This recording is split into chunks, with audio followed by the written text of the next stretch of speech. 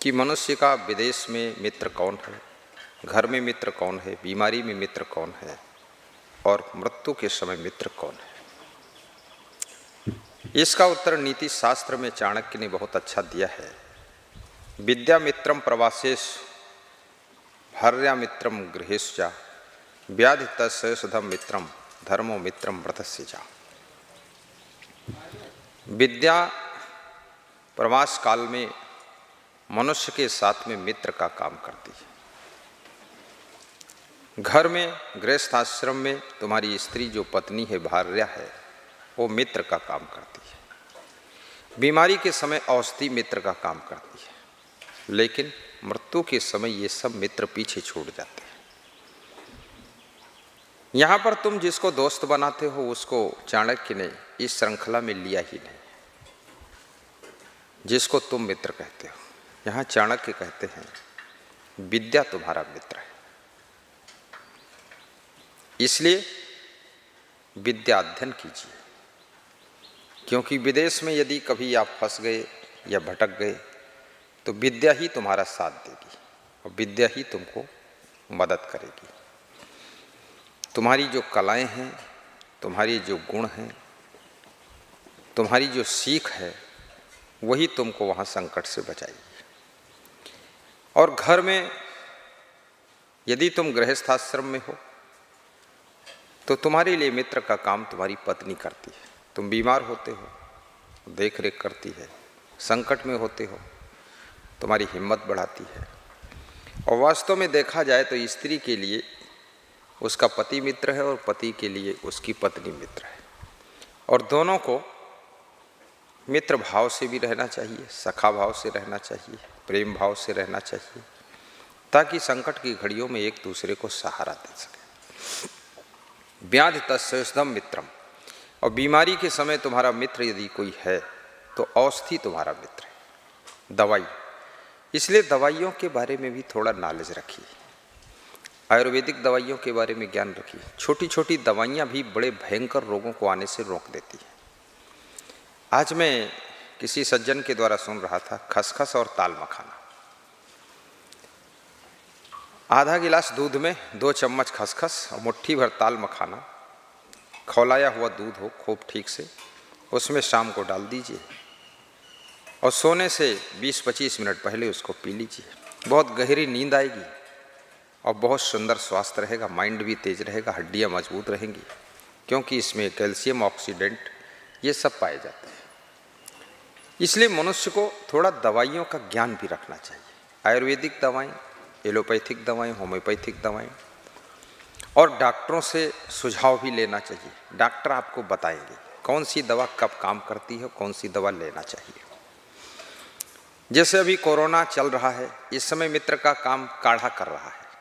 थोड़ी सी गिलोय ले लीजिए आप, करीब करीब 10-15 ग्राम या 20 ग्राम, 8-10 पत्ती तुलसी की ले लीजिए, थोड़ी सी अदरक इतनी ले लीजिए और थोड़ा सा उसमें 1 काली मिर्च, 1 लौंग, 1 इलायची भी डाल दीजिए और थोड़ा सा उसमें गुड़ डाल दीजिए। यदि आपको शुगर है तो गुड़ मत डालिए। और फिर इसको आप काढ़ा बना लीजिए। यदि और स्ट्रांग काढ़ा बनाना चाहते हैं तो बिल्कुल 1 ग्राम या 2 ग्राम दालचीनी का पाउडर डाल दीजिए। फिर ये जो काढ़ा बनकर तैयार होगा, ये राम बाण भी है, लक्ष्मण बाण भी है, कृष्ण बाण भी है, और जो भी नाम धरो अमृत है। ये आपके शरीर के अंदर इम्यूनिटी पावर भी बढ़ाएगा, स्टेमिना पावर बढ़ाएगा, रोग प्रतिरोधक क्षमता बढ़ाएगा और कोरोना जैसे वायरस का प्रभाव आपके ऊपर नहीं पड़ेगा।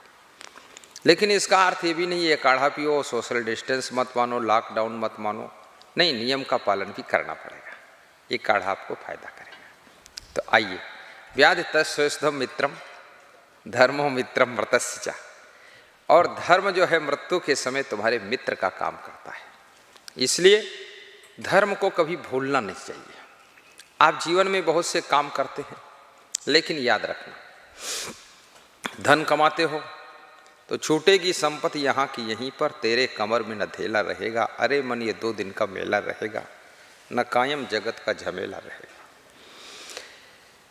तो ये कमाया हुआ धन यहीं रह जाता, लेकिन उस धन से और अपने पवित्र कर्मों से, सेवा कार्यों से यदि तुम पुण्य कमाते हो तो उस पुण्य प्रताप से याद रखना, वो जो धर्म इकट्ठा होता है वो मृत्यु के बाद ही जीवात्मा के साथ में मित्र के रूप में जाता है। इसलिए जीवन में धन भी कमाना, लेकिन धन से धर्म भी कमाना। पुण्य को ही धर्म कहते हैं, परोपकार को धर्म कहते हैं, सहयोग को धर्म कहते हैं, सेवा को धर्म कहते हैं। धर्म का भी बड़ा विस्तार रूप है। सदगुरु विशाल देव ने तो 29 प्रकार का धर्म बताया है। दान धर्म, सम्मान धर्म है, वचन हितैषी गाय, सहित विवेक सो रक्षा, जीवन निजपद छोड़े न जाए। दान करना भी धर्म है, दूसरों को सम्मान देना धर्म है, और विवेक पूर्वक जीवों की रक्षा करना भी धर्म है, और दया धर्म है, क्षमा धर्म है, भक्ति धर्म है, संतोष धर्म है, सहनशीलता धर्म है, वैराग्य धर्म है, संयम नियम धर्म है, स्वरूप ज्ञान धर्म है, स्वरूप स्थिति भी धर्म है, परस्पर प्रेम से रहना भी धर्म है, और इत्यादि प्रकार से उन्होंने धर्म बताया है। 29 लक्षण बताए इसके। मनु जी ने 10 प्रकार का धर्म बताया है। धृति क्षमा दमो स्तेयम शौचम इंद्रिय निग्रह धी विद्या सत्यम क्रोधो 10 धर्म लक्षणम। धृति यानी धैर्य और क्षमा और विद्या, धृति क्षमा दमो अस्तेयम, और मन को दमन करके रखना। अस्तेय माने चोरी न करना, शौच माने पवित्र रहना, ये भी धर्म है। पवित्रता धर्म बताई गई है। इंद्रिय निग्रह, इंद्रियों को निगृहित रखना, बस में रखना। धी विद्या सत्यम क्रोधा, और प्रज्ञावान रहना, विवेक पूर्वक कार्य करना। और विद्या सत्यम, सत्य बोलना, सत्य की राह पर चलना। अक्रोधा, क्रोध ना करना भी धर्म है। तो ये 10 धर्म, 10 धर्म लक्षण, ये 10 धर्म के लक्षण बताए गए। और यही धर्म जो है मृत्यु के बाद जीव के साथ में मित्र के रूप में जाता है। इसलिए धर्म की भी रक्षा करो और धर्म कमाइए। धन्यवाद। दूसरा प्रश्न पूछा गया है, बहुत अच्छा, कि संसार में सबसे बड़ा बल कौन है, और सबसे बड़ा जल कौन है, और सबसे बड़ा प्रकाश कौन है, और सबसे बड़ा प्रिय पदार्थ कौन है? तो चाणक्य ने इसका बहुत अच्छा उत्तर दिया है। नास्ति मेघ समम तोयम, नास्ति चा आत्म समम बलम, नास्ति चक्षु समम तेजो, नास्ति चा अन्न समम प्रियम। मेघ के जल के समान कोई जल नहीं। कितने नलकूप चला दो, कितने ट्यूबवेल चला दो, कितने हैंडपंप चला दो, कितनी नहरें निकाल दो, लेकिन पूरी धरती कभी जल से तृप्त नहीं होती। लेकिन बादलों से जब वर्षा होती है, पूरे विश्व की धरती तृप्त हो जाती है, और इतना तृप्त हो जाती है कि धरती से उल्टा पानी बाहर निकलने लगता है। तो मेघ के जल के समान कोई जल नहीं, और आत्म बल के समान कोई बल नहीं। आपके पास में धन बल है, जन बल है, शरीर बल है, सब कुछ है, सेना का बल, लेकिन आत्म बल सिर्फ नहीं, तो आप सफल नहीं हो सकते। एक छोटा सा राजा था, छोटी सी सेना थी, उसके पड़ोस में बड़ा राजा रहता था, उसके पास में बहुत बड़ी सेना थी। बड़े राजा ने एक छोटे राजा के पास में सूचना भेजी कि अपना राज्य मेरे राज्य में शामिल करो, अन्यथा युद्ध करो। छोटा राजा डर गया, उसने कहा युद्ध करेंगे तो मेरे छोटे सैनिक, थोड़े सैनिक, छोटा राज्य, ये सब मर जाएंगे, इसलिए शामिल ही कर देते हैं। तो उसके सेनापति ने कहा कि बिना हार के हार मान लेना ये वीरों का काम नहीं, बुद्धिमानों का काम नहीं, आप युद्ध कीजिए। अपने सेनापति के कहने से युद्ध की तैयारियां शुरू हो गई, बिगुल बज गया, सैनिक रेडी हो गए, शस्त्र शस्त्र से सुसज्जित हो गए, लड़ने के लिए बॉर्डर पर पहुँचे। वहाँ पर एक मंदिर था, तो उस मंदिर में एक साधु रहता था, पूजा पाठ करता था। इसलिए कभी कभी साधु भी हमारे आत्मबल को बढ़ाता है। साधु की संगत करने से फायदा होता है, उसके शब्द काम कर जाते हैं। तो साधु ने कहा युद्ध करने के पहले मंदिर के देवता का आशीर्वाद भी ले लो। तो सैनिकों ने और सेनापति ने और राजा ने कहा हम क्या आशीर्वाद लें, हम लोग उतना पवित्र भी नहीं है, इसलिए मेरे लिए आप ही आशीर्वाद ले लो। तो साधु अंदर गया और अंदर से थोड़ी देर के बाद बाहर निकला और कहा कि देवता ने कहा कि एक सिक्का मेरे पास है, इसको आकाश में फेंको, अगर ये सिक्का उल्टा गिरता है तो हार होगी इनकी, और सीधा गिरता है तो इनकी जीत होगी। अब सिक्का आकाश में फेंका गया, सभी सैनिकों के प्राण पखेरु उड़ गए कि देखो किधर को गिरता है, क्या दशा होने वाली है आज। सिक्का जब गिरा तो सीधा गिरा, सबने देखा, सब नाच उठे। उस साधु ने कहा जीत तुम्हारी होगी, निसंदेह आप जाइए युद्ध कीजिए। सबका मनोबल बढ़ गया, आत्मबल बढ़ गया और युद्ध प्रारंभ होगा। 3 दिन युद्ध चला।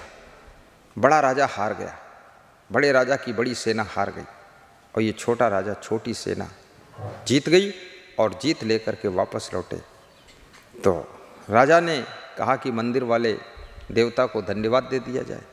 तो साधु बैठा हंस रहा था, उसने कहा धन्यवाद देने की ज़रूरत नहीं, आप जाइए। बोले तो आपको धन्यवाद देते हैं? बोले मुझे भी देने की ज़रूरत नहीं। बोले तो जीत तो हुई आप लोगों की वजह से, देवता का आशीर्वाद से। तो उसने वही सिक्का दिखाया और कहा देख लीजिए, ये सिक्का मैंने स्पेशल बनवाया है, ये दोनों तरफ सीधा उल्टा है ही, चाहे जिधर गिरे है सीधा ही रहता है। बोले तो क्यों ऐसा बनवाया? बोले ताकि आपका आत्मबल बढ़ जाए, क्योंकि मनुष्य की जीत सैन्य बल से नहीं, शरीर बल से नहीं, बुद्ध और ना तो धन बल जन बल से होती है। मनुष्य की जीत आत्म बल से, मनोबल से होती है। इसलिए मैंने इस सिक्का को स्पेशल सीधा बनवाया हूँ दोनों तरफ, ताकि ये जब गिरे तो सीधा गिरे और देखने वालों का मनोबल बढ़े और उनकी जिंदगी की फील्ड में जीत हो सके। तो आत्म बल से बड़ा कोई बल नहीं, ऐसा चाणक्य कहते हैं। फिर चाणक्य बहुत अच्छी बात बताते हैं, कहते हैं कि आँख के समान कोई प्रकाश नहीं है। आपके पास यदि आँख नहीं है, लाखों सूरज उदय हो जाए आपको कुछ नहीं दिखाई देगा। लेकिन यदि आँख आपके पास ठीक है तो एक दीपक जला दो तो जहाँ तक उजाला होगा वहाँ तक सब रखा हुआ सामान दिखाई देगा। इसलिए चाणक्य कहते हैं आँख के समान कोई प्रकाश नहीं है। और चाणक्य ने फिर बताया कि नास्ति अन्न समम प्रियम, और अन्न से प्रिय कोई पदार्थ नहीं है। आपके पास में गाड़ी खड़ी हो, हेलीकॉप्टर खड़ा हो, गद्दे रजाई खूब मच्छरदानी अच्छी अच्छी हो, लेकिन यदि आपके पास में जब भूख लगती है भोजन ना हो, रोटी दाल चावल सब्जी ना हो, मीठा नमकीन ना हो, दूध आदि खाने पीने फल फ्रूट ना हो, तो आप गाड़ी तो नहीं खा सकते, रजाई नहीं खा सकते, गद्दा नहीं खा सकते हैं, ना तो एयर कंडीशन का एसी खा सकते हैं। आप जब खाएंगे तो भोज्य पदार्थ ही खाएंगे। इसलिए अन्न से प्रिय कोई पदार्थ नहीं। आज मैंने सुना कि मुकेश अंबानी की जो भार्या हैं, पत्नी हैं नीता अंबानी, वह लौकी की सब्जी रोज खाती है। जहाँ तक प्रयास करती लौकी की सब्जी मिल जाए। तो उनसे किसी ने पूछा आप लौकी की सब्जी रोज क्यों खाती? तो उन्होंने बताया लौकी की सब्जी स्लिम होती है, यानी ये शरीर को मोटा नहीं होने देती, भारी नहीं होने देती है, फैट नहीं जमने देती है, वेट नहीं बढ़ने देती है, पेट नहीं निकलने देती है। और लौकी की सब्जी सबसे बड़ा काम ये करती है कि सुंदर बना कर रखती है। अब इसके बारे में किसी को पता ही नहीं। लौकी तो देहात में सब छत पर भी हो जाती है, इधर उधर जंगल बंगल में भी हो जाती है, खेतों में हो जाती है। लौकी की सब्जी आपके शरीर की सुंदरता को बरकरार रखती है। 70 साल की उम्र में भी आप 30 साल के दिखाई देंगे। इसलिए लौकी की सब्जी सबको खाना चाहिए, और रोज़ मिल सके तो बहुत अच्छा है, नहीं तो हफ्ते में 5 दिन खाइए लौकी की सब्जी। तो ये हरी सब्जियां भी हमको फायदा करती है। ये खाद्य पदार्थों के बिना हमारा जीवन नहीं चल सकता है। तो नास्ति मेघ समम तोयम, नास्ति चा आत्म समम बलम, नास्ति चक्षु समम तेजो, नास्ति चा अन्न समम प्रियम, नास्ति चा अन्न समम प्रियम। कि पक्षियों में चांडाल कौन है, पशुओं में चांडाल कौन है, ऋषि मुनियों में चांडाल कौन है, और मनुष्यों में चांडाल कौन है? आपने चांडाल शब्द सुना होगा, लेकिन चांडाल कौन होता है ये पहचान नहीं जानते आप। तो चाणक्य कहते हैं काका पक्षी सु चांडाला, पक्षियों में चांडाल कौवा है। क्यों? क्योंकि इसको खीर पूड़ी खिला दो फिर भी बिष्ठा खाता है। इसको कितना अच्छा मिठाई खिला दो लेकिन फिर भी ये कड़वा बोलता है। और ये जब आएगा डाल पर बैठेगा, आप नीचे बैठे हैं, आपके ऊपर बीट कर देगा। मतलब बेअकल का पंछी है ये, विवेक नहीं करता है, इसलिए इसको चांडाल पंछी कहा गया है। और पशु नाम चय कुकरा, पशुओं में चांडाल कुत्ता है। कुत्ते को आप भोजन खिलाइए, दूध पिलाइए, फिर भी गंदी चीज़ खाने के लिए पहुंच जाता है। और कुत्ते को कितना समझाइए, कितनी अच्छी संगत में रखिए, लेकिन कुत्ता कभी भी संयम नियम से रहता नहीं, और कुत्ता कभी भी विवेक नहीं करता है। अनावश्यक कभी कभी भौंकता भी है, और कभी कभी तो अपने मालिक के ही काट लेता है कुत्ता। इतना ही खतरनाक है कुत्ता। अब इस कुत्ते को चांडाल कहा गया है। अब तीसरा चांडाल कौन है? पापो मुनि नाम चांडाला। ऋषि मुनियों के बीच में चांडाल पाप है। जब पाप के विचार किसी ऋषि मुनि के मन के अंदर आते हैं, तब वो ऋषि मुनि चांडाल का रूप धारण कर लेता है। इसलिए ऋषि मुनि को मन अपना बहुत पवित्र रखना चाहिए, और पाप के विचार उसके अंदर नहीं आने चाहिए, क्योंकि पाप उसको चांडाल बना देता है।